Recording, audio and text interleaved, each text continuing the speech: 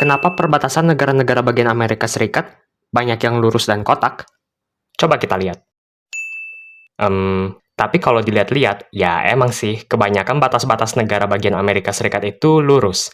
Bahkan ada negara bagian yang hampir kotak, seperti Wyoming dan Colorado. Tapi, kok bisa kotak ya? Kenapa tidak bulat? Seperti kepala Mr. Planet yang bulat. Woi Min, keliling dunia yuk. Hayu. Hola amigos, biasanya kita melihat perbatasan wilayah itu berliku-liku ya. Perbatasan antar negara sendiri biasanya disebabkan oleh kondisi geografis, seperti karena adanya pegunungan, lembah, ataupun danau. Contohnya aja antara Chile dengan Argentina, ada sebuah pegunungan Andes yang besarnya nggak usah ditanya lagi. Atau antara Kongo dengan Kongo, ada sungai Kongo. Boleh juga dong habis ini nonton video Mimin membahas negara Kongo sama Kongo. Atau, untuk kebanyakan negara kepulauan, batasnya adalah laut. Perbatasan negara bisa juga karena faktor historis atau berdasarkan alur sejarah. Dan sepertinya, memang kebanyakan batas-batas negara dipengaruhi juga oleh faktor sejarah. Sebagai contoh yang Mimin sempat bahas kemarin, soal Bosnia. Lihat aja, garis pantainya cuma 20 km. Dan bagaimana bisa tercipta bentuk perbatasan yang tidak biasa antara Bosnia dengan Kroasia. Bosnia cuma dapat 20 km buat ketemu sama laut. Dan tidak jarang, batas-batas negara ini membuat beberapa negara seolah memiliki bentuk yang unik. Misalnya Kroasia, sekilas bentuknya mirip naga. Bulgaria, sekilas mirip kucing. Chile, ya sekilas mirip cabe. Biasanya batas-batas negara ya kayak gitu, bentuknya lika-liku, Romelu Lukaku. Lantas ada nggak sih negara yang perbatasannya lurus aja gitu? Kadang Mimin mikir kalau semua negara batasnya lurus, bikin bentuk semua negara jadi kotak. Jadi bola disco dong. WK. Tapi serius amigos, emang ada juga beberapa negara yang punya batas berupa garis lurus. Tapi ya, nggak semua sisi negara itu lurus, paling cuma satu atau dua sisinya aja yang lurus.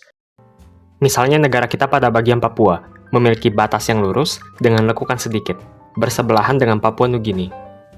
Atau sebagian batas Gambia dengan Senegal, sekilas membuat Gambia jadi agak mirip sama kepala buaya. Nah, dalam setiap negara kan terbagi-bagi lagi menjadi beberapa provinsi. Atau untuk beberapa negara, dibagi menjadi negara bagian. Di mana, provinsi atau negara bagian ini memiliki batas-batas juga. Dan ternyata, ada satu negara yang hampir semua negara bagiannya memiliki batas yang lurus. Negara itu adalah USA, singkatan dari United States of America. Min yang bener lah. Maksud Mimin, USA, singkatan dari United States of America. Kalau kita lihat peta Amerika Serikat, sekilas kita bisa melihat banyak banget batas-batas yang bentuknya lurus di sini. Saking lurusnya, sampai ada dua negara bagian yang bentuknya kotak, Wyoming dan Colorado. Emang boleh sekotak ini? Well, New Mexico bisa dimasukkan juga, dengan tambahan sedikit persegi panjang. Lantas apa yang menyebabkan batas-batas negara bagian Amerika Serikat bisa lurus seperti ini? Apakah karena ada batas-batas pegunungan yang lurus banget, terus jadi bentuk kotak gitu? Atau karena ada aliran sungai yang lurus dan bentuknya kotak? Apakah ada alasan secara historis? Dan yang paling penting, apakah alasan batas lurus pada setiap negara bagian disebabkan oleh satu hal yang sama? Kalau kita perhatiin, kebanyakan negara bagian Amerika Serikat yang batas-batasnya berbentuk lurus berada di bagian barat. Sedangkan yang batasnya lika-liku itu ada di bagian timur. Hal ini disebabkan oleh kolonisasi Inggris, di mana pada saat itu dibentuk 13 koloni. Jadi, bermula dari tahun 1606, Raja James pertama dari Inggris memberikan piagam kepada Plymouth Company dan London Company, dengan tujuan untuk mendirikan pemukiman atau tempat tinggal permanen di Amerika. Pada tahun 1607, London Company mendirikan Colony of Virginia, yang mana Colony of Virginia menjadi koloni Inggris pertama yang menetap secara permanen di Amerika. Plymouth Company juga mendirikan Popham Colony di Sungai Kennebec, tetapi koloni tersebut tidak bertahan lama. The Plymouth Council for New England memberikan sponsor untuk beberapa proyek kolonisasi, dengan puncaknya adalah Plymouth Colony pada tahun 1620. Nah, Belanda, Swedia, dan Prancis juga berhasil membangun koloni pada waktu yang hampir bersamaan dengan Inggris. Namun pada akhirnya, semua berada di bawah kekuasaan Inggris. Ya, semua akan Inggris pada waktunya. Singkat cerita, 13 koloni Inggris berhasil didirikan, ditandai dengan berdirinya Provinsi Georgia pada tahun 1732. Jadi, apa aja nama 13 koloni itu? Ke-13 koloni tersebut dibagi menjadi 3 bagian. Yang pertama, ada bagian New England Colonies, yang terdiri atas Province of Massachusetts Bay, Province of New Hampshire, Connecticut Colony, dan Colony of Rhode Island and Providence Plantations. Lalu bagian Middle Colonies, yang terdiri atas Delaware Colony, Province of New York, Province of New Jersey, dan Province of Pennsylvania.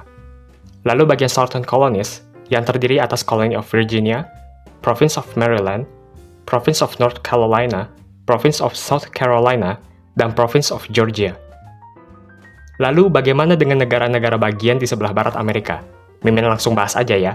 Setelah Revolusi Amerika, Thomas Jefferson, yang merupakan seorang penyusun naskah Deklarasi Kemerdekaan Amerika Serikat, berperan juga dalam menentukan bentuk-bentuk negara bagian Amerika Serikat.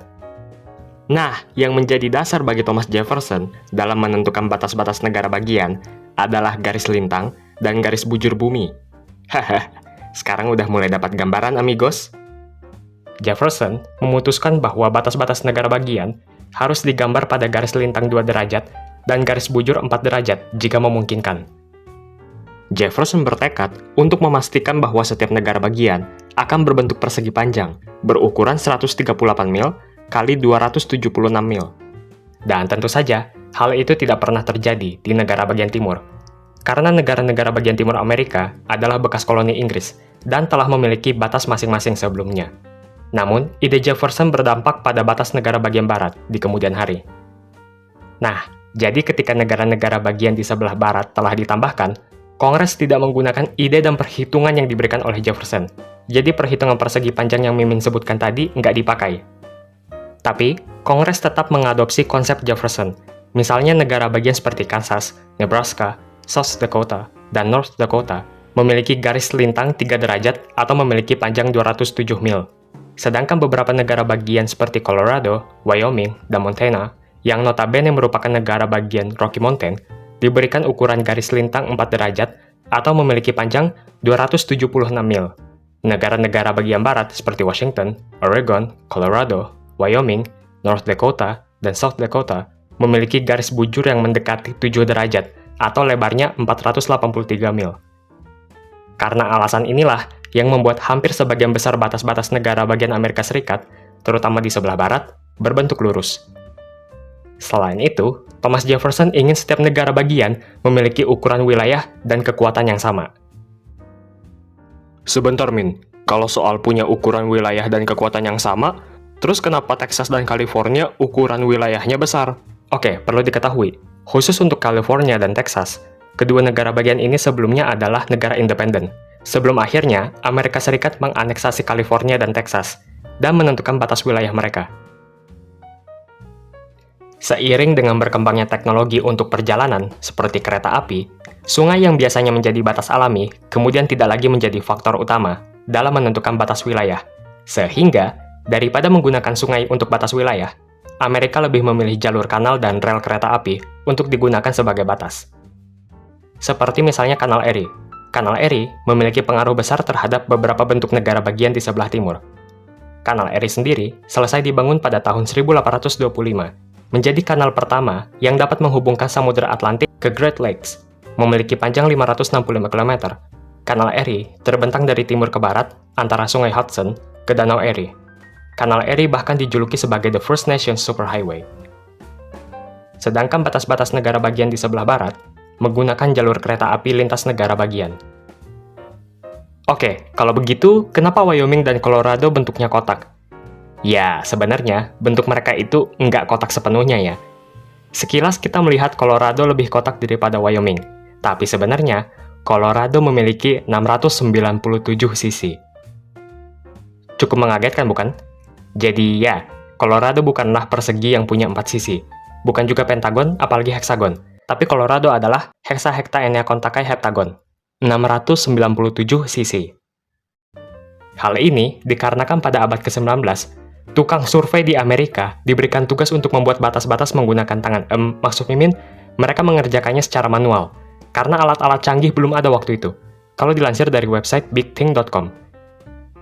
Jadi tukang survei itu memberikan tanda pada 4 poin yang telah ditentukan, disesuaikan dengan batas antara Colorado dengan Utah, sebelum mencapai Wyoming. Makanya, karena belum ada teknologi canggih, Google Earth juga belum ada waktu itu, tukang survei kabarnya cuma pakai rantai sama kompas, sehingga ya, menyebabkan terciptanya batas negara yang sampai 697 sisi. Tapi kalau dari jauh, ya tetap aja kelihatan kotak. Well, Wyoming juga bentuknya bukan kotak sempurna. Kalaupun batas itu mau diperbaiki, malah memakan waktu dan biaya yang lebih besar. Jadi yowes, gitu aja dah. Kalau poin Roberts apaan, Min? Di video lain aja dah kita bahas. Oh iya amigos, mohon maaf kalau Mimin masih banyak kekurangan dalam penyampaian informasi ya. Jadi kalian boleh koreksi juga.